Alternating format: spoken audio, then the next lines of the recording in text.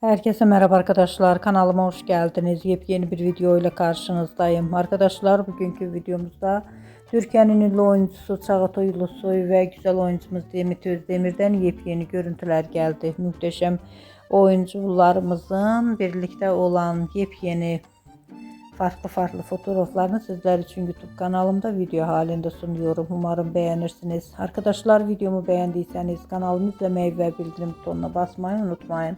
Şimdilik benden bu kadar olsun. Yeni videomuzda görüşmek üzere. Hoşça kalın.